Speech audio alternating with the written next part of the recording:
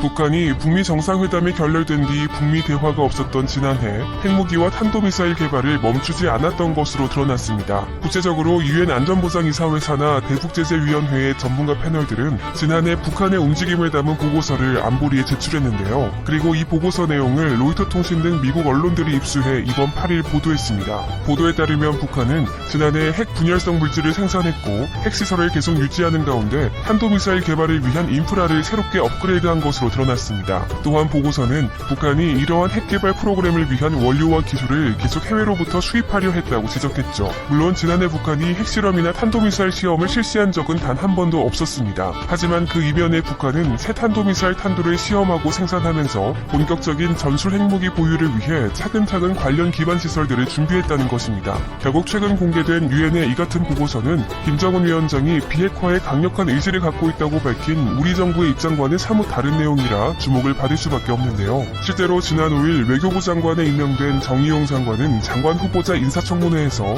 청와대 국가안보실장으로 재직했던 지난 2018년 김정은 북한 국무위원장으로부터 완전한 안보 보장을 전제로 핵무기를 포기할 수 있다는 발언을 직접 들었다고 밝혔습니다. 바로 정의용 장관이 당시 김정은 위원장이 북한의 요구 조건에 맞으면 핵무기 포기 내지는 폐기할 수 있다는 의사를 밝혔냐는 질문에 그렇다라고 답한 것인데요. 또한 정의용 장관은 김정은 위원장이 직접 영변 핵시설을 국제원자력기구에 개방하겠다고 약속하는 등 비핵화 의지를 분명히 보였다고 거듭 강조했습니다. 그러면서 하노이 협상의 결렬로 인해 영변 핵시설 폐기가 불발된 점에 대해서는 좋은 기회를 그때 이루지 못했지만 앞으로 김 위원장이 우리 정상과 약속한 것을 지킬 것이라고 본다면서 김정은 위원장의 비핵화 의지가 바뀌지 않았을 것이라고 덧붙였습니다. 이에 대해 앞서 문재인 대통령 역시 지난 2018년 남북 정상회담 이후 김정은 위원장이 빠른 시기에 완전한 비핵화를 끝내고 경제 발전에 집중하고 싶다는 희망을 드러냈다고 밝힌 바 있죠. 하지만 이 같은 정부의 공언과는 달리 유엔 보고서는 북한이 북미 대화 이후에도 핵실험장 재가동을 준비하는 것으로 분석된다고 지적했는데요. 특히 보고서에서 가장 먼저 눈에 띄는 점은 지난 2018년 풍계리의 핵실험 갱도를 폭파해 핵 폐기 의지를 미국과 국제사회에 천명했지만 여전히 풍계리 지역에 인력을 배치해 핵실험 관련 시설을 유지하는 것으로 파악됐다는 것입니다.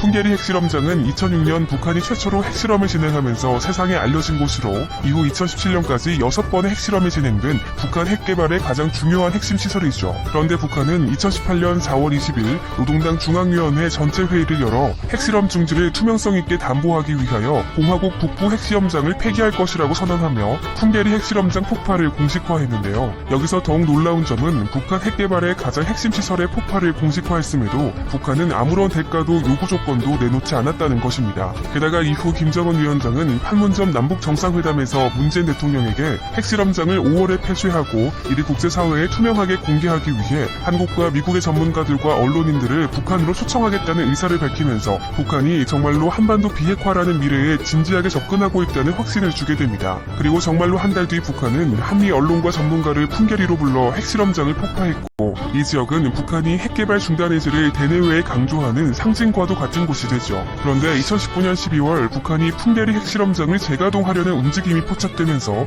국제사회를 깜짝 놀라게 하는데요. 당시 미국의 북한 전문 매체 38노스가 인공위성 사진과 함께 북한의 풍계리 핵실험장에서 차량과 사람이 다닌 자국이 관찰됐다고 보도한 것입니다. 이때 위성 사진에는 핵실험장 주변길을 따라 눈이 쌓인 곳에 차량 자국이 곳곳에서 포착됐는데 전문가들은 이를 북한이 핵실험장을 재가동하려는 의도라고 분석했죠. 실제로 당시 북한은 미국과의 비핵화 협상 진전에 대한 기대를 접고 김정은 위원장이 선언한 새로운 길로 들어섰다는 분석이 나왔었는데요. 특히 풍계리 핵실험장에서 차량 흔적의 움직임이 포착되자 2018년 핵실험장 폭파가 거짓이었다는 주장까지 잇따라 제기됩니다. 그리고 이러한 분석들을 정말로 뒷받침하듯 지난해 7월에도 북한이 풍계리 핵실험장을 여전히 관리하고 있다는 보도가 나오게 되죠. 심지어 최근 유엔의 보고서를 통해서도 비슷한 주장이 제기됐기 때문에 북한의 풍계리 핵실험장 관리는 사실상 현재까지도 이루어지고 있는 것으로 판단됩니다. 한편 보고서는 북한이 이란과 핵개발을 위해 협력하고 있다는 점도 지적했는데요. 이에 대해 최근 블룸버그 통신도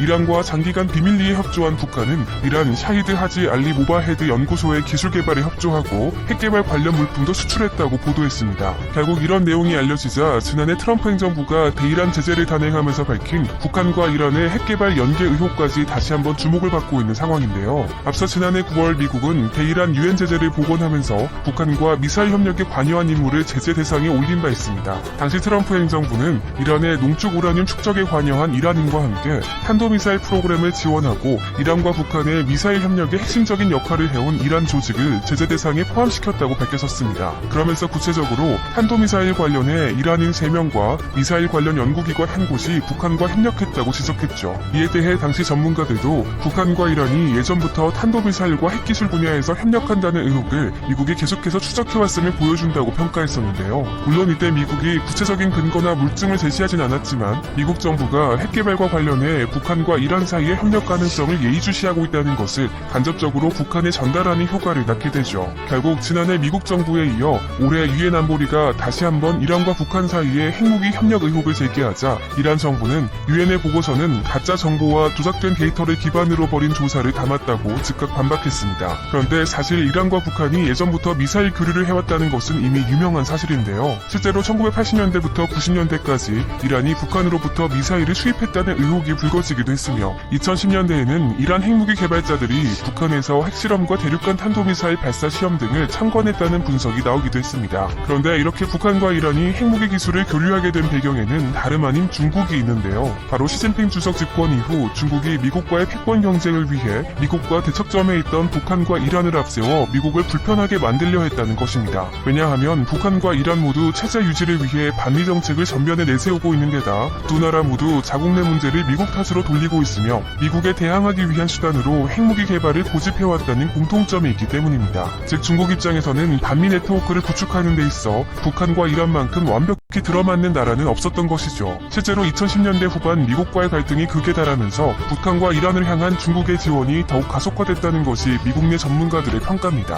한편 이번 유엔 보고서는 북한이 핵무기 개발을 위해 필요한 자금을 해킹을 통해 마련했다고 지적했는데요. 해외 금융기관과 암호화폐 거래소 등을 해킹해 빼돌린 자금을 핵 개발에 사용했다는 것입니다. 또한 현재 유엔은 2019년부터 2020년 11월까지 북한이 해킹을 통해 약 3억 1천만 달러, 우리 돈 약 4천억 원에 달하는 자금을 마련한 것으로 파악하고 있죠. 이에 대해 미국 CNN 방송도 코로나19로 인한 국경 봉쇄와 국제사회의 대북 제재, 자연재해 등으로 외화벌이가 힘들어진 북한이 자금 조달을 위해 해킹에 더욱 의존한 것이라고 분석했는데요. 더욱이 지난 1일 일본 요미우리 신문도 코로나19 이후 북한이 해킹 등 사이버 공격을 더욱 강화하고 있다고 보도한 바 있습니다. 신문에 따르면 북한에서는 코로나19 사태 이후 사이버 부대 양성 시스템이 체계적으로 확립된 것으로 알려졌으며 팬데믹 현상으로 인해 오히려 북한 해커에게는 최상의 환경이 됐다고 분석했는데요. 또한 북한의 이 사이버 부대는 2009년까지는 북한 정찰총국 산하 부대였지만 최근 해킹을 통한 자금 확보와 해외 사이버 인프라 파괴 등 임무를 세분화한 것으로 드러났습니다. 현재 약 5천명에 달하는 북한의 사이버 부대 요원들이 활동하고 있는 것으로 알려진 가운데 북한은 이들을 통해 지난 2017년 전 세계의 은행 및 기업의 몸값을 요구한 사이버 공격에 관여한 것으로 전해지는 등 국제사회에서 계속해서 악명을 떨치고 있습니다. 이렇게 북미 정상회담이 결렬된 이후 핵무기와 관련된 별다른 움직임이 포착되지 않았던 북한에서 비밀리에 핵전력 강화 움직임과 사이버 부대 양성 증거들이 속속 공개되고 있는 가운데 최근 탈북 소식이 전해진 류현우 전 쿠웨이트 주재 북한 대사대리의 발언이 재조명되고 있습니다. 앞서 지난 1일 류 전 대사대리가 CNN과의 인터뷰에서 김정은 위원장은 핵무기를 포기하지 않을 것이라면서 북한의 핵 등 원자력은 정권 안정과 직결된다고 주장한 것인데요. 그러면서 북한 경제를 위태롭게 하는 국제적 제재에서 벗어나기 위해 북한이 무기 감축을 협상할 의향은 있을 수도 있다고 전제하면서도 국제사회의 북한 제재는 계속돼야 한다는 의견을 피력했습니다. 또한 류 전 대사대리는 김정은 위원장을 미국과의 협상장으로 끌어들이게 된 결정적 계기가 오히려 대북 제재 조치였다고 분석했는데요. 다만 미국은 비핵화에서 물러설 수 없고 김정은 위원장도 비핵화를 할 수 없다고 밝히면서 앞으로도 미국과 북한이 핵협상을 두고 지지부진한 줄다리기를 이어갈 것임을 예고했습니다. 한편으로 류 전 대사대리는 바이든 행정부의 대북한 비핵화 협상 전망에 대해서 이란 핵 문제를 해결한 경험으로 볼 때 북한의 핵 문제를 현명하게 처리할 수 있을 것이라고 내다보면서 오바마 행정부에서 미국이 이란 핵 협상을 어떻게 해왔는지 봐왔고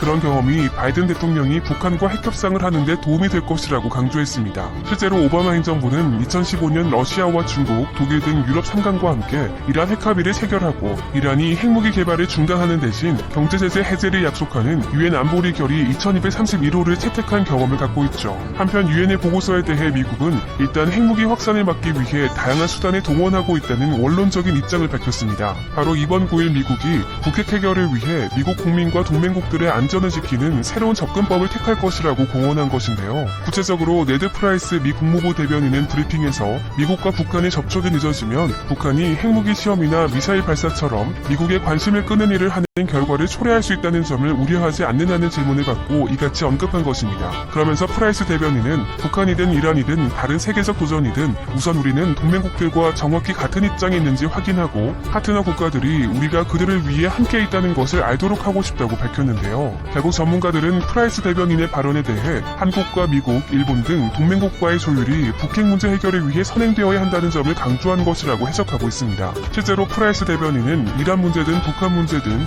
미국이 너무 빨리 움직여서 동맹국들이 미국과 함께 가지 못하는 것이 리스크라고 생각한다는 뜻을 덧붙였죠. 게다가 앞서 바이든 대통령 역시 4일 문재인 대통령과의 정상통화에서 한반도 비핵화를 위해 긴밀히 협력해 나가기로 하면서 한국과 같은 입장이 중요하다며 한국과 공통의 목표를 향해 긴밀히 협력할 것이라고 말한 바 있습니다. 물론 현재 우리 정부는 북한과 미국이 한반도 비핵화에 대해 포괄적으로 합의한 싱가포르 회담 결과를 토대로 바이든 행정부가 구상하고 있는 대북 전략이 가미되어야 한다는 입장입니다. 반면 일본은 북한의 비핵화를 위해 대북 압박의 강도를 높여야 한다는 주장을 펼치고 있는데요. 이에 따라 바이든 행정부의 구상대로 한국과 미국, 일본 등 모든 동맹국들의 의견을 조율하기 위해서는 당분간 시간이 필요할 것이라는 우려가 제기되고 있습니다. 오늘 준비한 내용은 여기까지입니다.